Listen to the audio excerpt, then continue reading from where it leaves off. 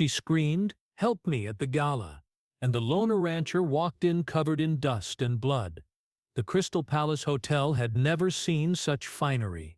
Gas lamps flickered against polished brass fixtures, casting golden light across silk gowns and tailored suits. The territorial governor's annual gala drew the finest folks from 3 counties, all gathered to celebrate the railroad's arrival to Copper Creek. Outside, the October wind howled across the high desert, but inside, champagne bubbled and violins sang. John Garrett wouldn't normally be caught dead at such a gathering. The rancher preferred the company of cattle and coyotes to politicians and their painted wives, but tonight was different. Tonight he had business. He stood in the shadows across the street, watching carriages deposit their precious cargo at the hotel's entrance. Dust from the day's hard ride still caked his boots, and his Colt .45 sat heavy on his hip, a weight that had saved his life more times than he cared to count. The letter in his vest pocket crinkled as he shifted. Its words burned into his memory. The Calloway gang means to rob the Gala. Many will die. Trust no one in uniform. A friend. The anonymous warning had reached him that morning, delivered by a boy who'd vanished before John could question him. Most men would have dismissed it as a prank or the ravings of some drunk cowpoke, but John Garrett had learned to trust his instincts, and something about the careful handwriting had set his teeth on edge. Inside the Crystal Palace, Victoria Blackwood adjusted her emerald silk gloves and tried to ignore the suffocating weight of expectation. As the daughter of railroad magnate Harrison Blackwood, she was expected to smile, dance and charm potential investors. What she wanted was to be back east, studying law at one of the few institutions that might accept a woman with enough money and determination. "Victoria, darling, you simply must meet Judge Crawford," her father murmured, appearing at her elbow with a portly man whose mustache drooped over a gold-toothed smile. She curtsied mechanically, her mind elsewhere. Through the crowd, she'd caught glimpses of several men who didn't quite fit, their suits too new, their eyes too alert, their hands never far from their coats. Her father dismissed her concerns with a wave when she'd mentioned it earlier. "Nervous energy, my dear. Perfectly natural before such an important evening." But Victoria Blackwood hadn't survived 23 years as her father's daughter by ignoring details others missed. These men were trouble. Sheriff Wade Holbrook worked the room with practiced ease, his badge polished to a meerschaum. He'd held the position in Copper Creek for 8 years, ever since the previous sheriff had met an unfortunate end in a card game gone wrong. Wade had built his reputation on being reasonable, a man who understood that sometimes the law was more suggestion than commandment, especially when the right amount of silver crossed his palm. Tonight, however, his nerves were frayed. The telegram hidden in his coat confirmed what he'd suspected for weeks. The Calloway gang was moving on Copper Creek, but what aided him was the timing. Why tonight? Why the Gala? Unless, his blood chilled as the pieces clicked together. The railroad money. Harrison Blackwood had made no secret that tonight's festivities were funded by advance payments from Eastern investors, payments that were rumored to total nearly $50,000. The money was here, somewhere in the hotel's. Wade's hand drifted to his sidearm as he scanned the crowd with new eyes. How many of the Calloway boys were already inside? How long did he have? From his position in the hotel's rear alley, Frank Calloway checked his pocket watch by moonlight. 10:30. Right on schedule. He'd spent 3 months planning this job, studying the hotel's layout, bribing the right people, placing his men in position. The Calloway gang had never attempted anything this ambitious, but the railroad money was too tempting to ignore. His brother Tommy crouched beside him, nervous energy radiating from his lean frame. "You sure about this, Frank? Lot of important folks in there. We hit them hard, they'll be hell to pay." Frank spat into the dust. "Hell's coming either way, little brother. Might as well get paid for it." The plan was elegant in its simplicity. His inside man would create a distraction at exactly 10:45. In the confusion, Frank and his boys would storm the main floor while Tommy's crew hit the safe upstairs. 5 minutes, maybe 10 at the outside, and they'd vanish into the desert with enough money to disappear forever. What Frank didn't know was that John Garrett was already inside. John had entered through the hotel's kitchen, his weathered features and rough clothes earning him suspicious looks from the staff. But a $20 gold piece and a story about working security for Mr. Blackwood had opened doors quickly enough. He moved through the servants' corridors like a ghost, his practiced eye cataloging exits, counting potential threats, looking for anything out of place. He found it in the form of a young waiter whose hands shook as he arranged glasses on a silver tray. The man's eyes darted constantly toward the main ballroom, and sweat beaded his forehead despite the cool evening air. John stepped from the shadows, causing the waiter to jump and scatter glassware across the floor. "Easy there." John's voice was soft, but the steel beneath it was unmistakable. "You look like a man with something weighing heavy on his mind." The waiter, barely out of his teens with the soft features of someone who'd never faced real hardship, stammered as he tried to gather the broken glass. "Nothing, sir, just clumsy, I suppose." John knelt and helped collect the shards, his movements deliberate and non-threatening. "What's your name?" Peter, sir." "Peter Walsh.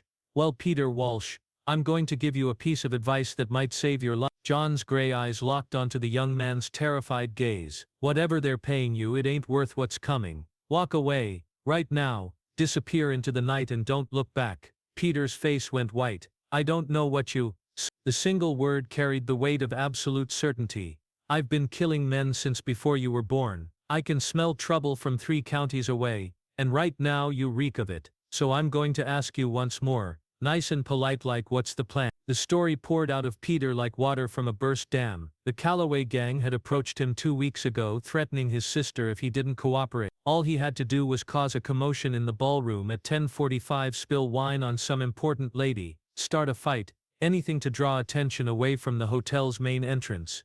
John checked his pocket watch. 10:40. "Where's your sister now?" "The Calloway boys said they'd keep her safe if I did what they wanted." John's expression didn't change, but something cold and terrible flickered behind his eyes. "Boy, the Calloway gang doesn't keep anybody safe except themselves. Your sister's likely been dead since the day they grabbed her." Peter's legs gave out and he slumped against the wall, sobbing. John felt a familiar mixture of pity and rage. Pity for the innocent caught in evil men's schemes, rage at the predators who preyed on the weak. "Listen to me careful, Peter." John's voice was gentle now, almost fatherly. "There's still a chance to make this right, but you're going to have to be brave." In the ballroom, Victoria Blackwood had maneuvered herself near the main entrance, her unease growing by the minute. The strange men she'd noticed earlier had positioned themselves throughout the room, always near exits, always with clear lines of sight to the crowd. One stood behind the orchestra, another lingered by the refreshment table, a third had claimed a spot near the grand staircase. She was debating whether to approach Sheriff Holbrook when the lights suddenly dimmed. A waiter, young, nervous-looking, had somehow tangled himself in the gas lamp controls near the orchestra platform. Guests exclaimed in surprise as shadows danced across the room. "Help!" the waiter cried out, struggling with the mechanism. "I can't get the lights back up." It was exactly the kind of minor crisis that would focus everyone's attention in one direction, which was why Victoria was looking the other way when she saw the man by the entrance draw a gun. Time seemed to slow as understanding crashed over her. The waiter's accident wasn't an accident at all. This was a robbery and everyone in the room was about to become a victim. "Help me!" she screamed, but her voice was lost in the confused chatter of guests trying to assist the struggling waiter. The man with the gun was moving now, signaling to his companions. Others in the crowd were beginning to understand what was happening, but too slowly, far too slowly. That's when the ballroom doors exploded inward. John Garrett stood in the doorway like an avenging angel, dust from his hard ride still clinging to his clothes, blood from a recent fight staining his He'd left 2 Calloway gang members unconscious in the alley and another nursing a broken arm behind the hotel's kitchen. Now his Colt .45 was in his hand, and his gray eyes swept the room with the cold efficiency of a predator. "Everybody down." His voice cut through the confusion like a whip crack. Now, most of the guests hit the floor immediately, recognizing the tone of a man who'd been obeyed or killed those who hadn't. But the Calloway boys were professionals, and they reacted with trained precision. The man near the entrance spun toward John, his gun coming up fast. John's Colt boomed once, and the outlaw pitched backward into a display of imported crystal, blood blooming across his white shirt front. The second gunman, positioned behind the orchestra, fired wildly into the crowd as he tried to acquire a target. His bullet shattered a champagne fountain and sent guests scrambling for cover behind overturned tables. John's return shot took him in the shoulder, spinning him around before he collapsed into the orchestra pit, scattering musicians in a discordant crash of instruments.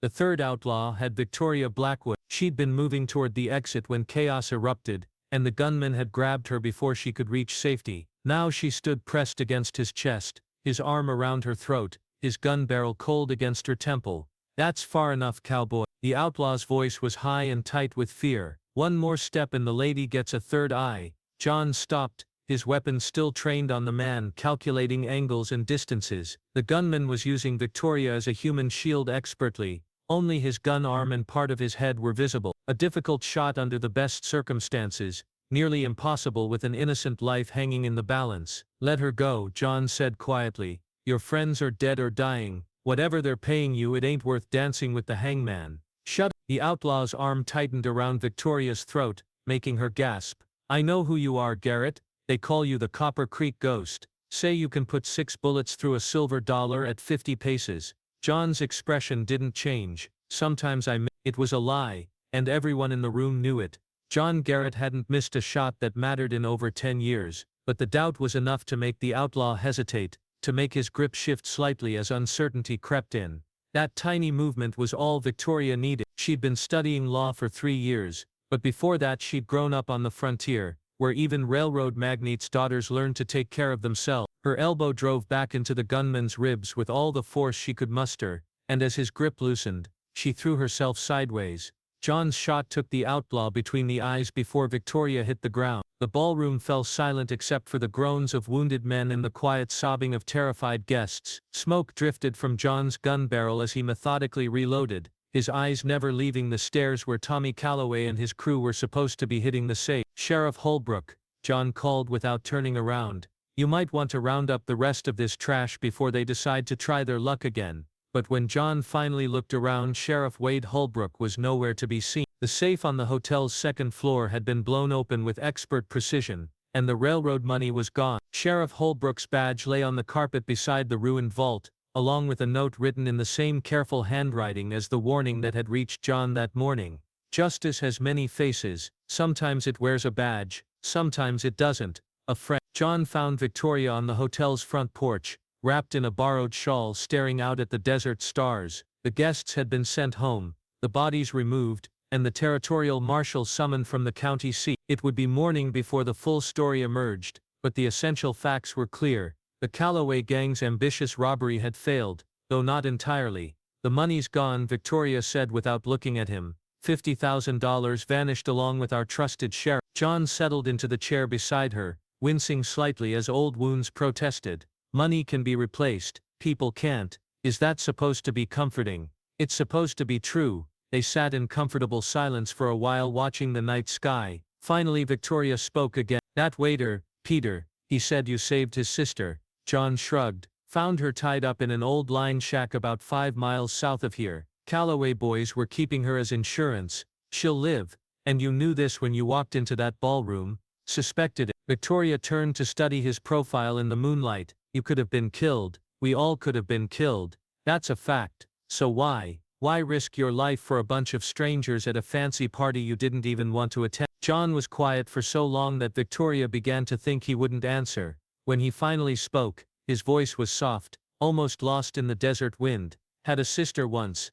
pretty little thing, full of dreams about seeing the world beyond this desert. She got tangled up with the wrong kind of men, outlaws who promised her adventure and delivered nothing but pain. By the time I found her, it was too late." He paused, lost in memories that still had the power to cut deep. "I swore that day I'd never let it happen again. Not while I drew breath. Not while I could still pull a trigger." Victoria felt tears she didn't understand gathering in her eyes. "What was her name?" "Sarah. Sarah Garrett." John smiled, but it was a smile touched with infinite sadness. "She would have liked you, I think. She always said women needed to be stronger, smarter, braver than men gave them credit for. She sounds wise. She was 15. The weight of those words settled between them like a stone. Victoria understood now why John Garrett lived alone on his ranch, why he avoided crowds and social gatherings, why they called him the Copper Creek Ghost. He was haunted by more than just the men he'd killed in pursuit of justice. "The sheriff," she said eventually. "Wade Holbrook. You knew he was involved, didn't you?" John nodded. "The warning I received came from someone inside the operation. Someone who knew the plan but had second thoughts. Could have been any of the gang members, but the handwriting was too educated, too careful. Then there was the timing. Sheriff Holbrook would have been in perfect position to know about the railroad money, to help plan the robbery, to ensure his men were looking the other way when it happened. But you let him escape, did I?" Victoria frowned, studying his expression. "What do you mean?" "The desert's a dangerous place, Miss Blackwood. Lot of ways a man can get lost out there, especially a man carrying a heavy bag of stolen money, riding hard to escape justice. As if summoned by his words, the sound of approaching hoofbeats echoed across the night. 3 riders emerged from the darkness, their horses lathered with sweat, their faces grim. The lead rider wore a territorial marshal's badge, and slung across his saddle was a body wrapped in a blanket. John Garrett. The marshal's voice carried the authority of federal law. "I'm Marshal Tom Brennan. We need to talk." John rose slowly, his hand resting casually near his gun. "Marshal, found Wade Holbrook about 10 miles south of here. Looks like his horse threw him into a canyon. Broke his neck in the fall." Brennan's eyes never left John's face. "Funny thing though, that canyon's barely 6 feet deep. Man would have to be thrown pretty hard to break his neck in a fall like that." "Accidents happen," John said mildly. "They do indeed." Brennan smiled, but it was the cold smile of a man who understood the difference between law and justice. "Found this in his saddlebags." He held up a cloth bag that clinked with the sound of coins and rustled with paper money. "Railroad's going to be real happy to get this back," Brennan continued. "Course, they'll want to know how it was recovered. I was thinking of telling them a concerned citizen provided an anonymous tip about the sheriff's whereabouts." John met the marshal's gaze steadily. "That would be the truth, wouldn't it?" "Near enough." Brennan secured the money bag to his saddle. "You planning on staying in Copper Creek, Mr. Garrett?" "For a while." "Good. Town could use a man like you, especially with the sheriff's position vacant." Brennan touched his hat brim to Victoria. "Ma'am, you folks have a good evening." The marshal and his men disappeared into the night as suddenly as they'd appeared, leaving John and Victoria alone again under the endless stars. "They offered you the sheriff's job," Victoria observed. "They did. You going to take it?" John considered the question, his eyes distant. "Never saw myself as a badge-wearing man, but maybe it's time I tried a different approach. Instead of hunting down evil after it's done its work, maybe I could try preventing it in the first place." Victoria smiled, the first genuine smile she'd managed all evening. "Sheriff John Garrett, it has a nice ring to it. What about you, Miss Blackwood? Your father's going to want to rebuild after tonight's excitement. Probably looking for investors who aren't scared off by a little frontier justice." "Probably." Victoria pulled the shawl tighter around her shoulders. "But I think I've had enough of playing the dutiful daughter for a while. I was thinking of opening a law practice. This territory's going to need lawyers as much as it needs sheriffs, especially with the railroad bringing civilization whether we want it or not."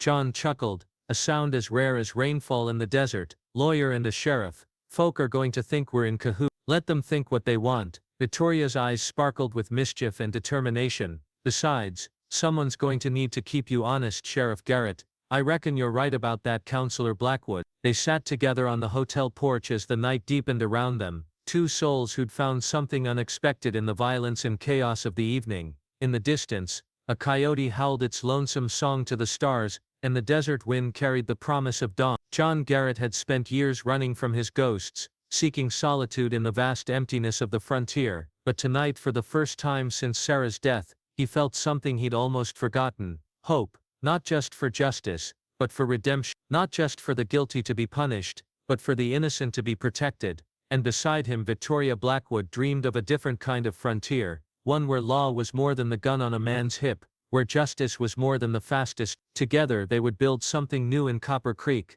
something that honored both the wild freedom of the desert and the civilized order of society. The Callaway gang was finished, their leader dead and their surviving members scattered to the wind. Sheriff Wade Holbrook had paid the ultimate price for his betrayal, but more importantly, a young woman named Sarah Walsh would grow up free. Her brother Peter would learn the difference between fear and courage, and the people of Copper Creek would sleep safer knowing that their new sheriff understood the true meaning of justice. As the first pale fingers of dawn touched the eastern mountains, John Garrett and Victoria Blackwood began planning the future of a town caught between the lawless past and the promise of something better. It wouldn't be easy, nothing worthwhile ever was, but they would face it together, 2 guardian angels watching over a community that needed them more than it knew. The frontier was changing, and they would be part of that change, writing a new chapter in the story of the American way, a chapter where heroes wore badges instead of hiding in shadows, where justice was served in courtrooms as well as dusty streets, and where love could bloom even in the harshest landscape on earth. Sheriff John Garrett and Attorney Victoria Blackwood, the Copper Creek Ghost and the Railroad Princess. Together, they would become legends in their own right, protectors of the innocent and champions of justice in a land where both were precious beyond measure. And somewhere in the desert wind, The spirit of Sarah Garrett smiled and whispered her approval before fading into the eternal peace of the dawn.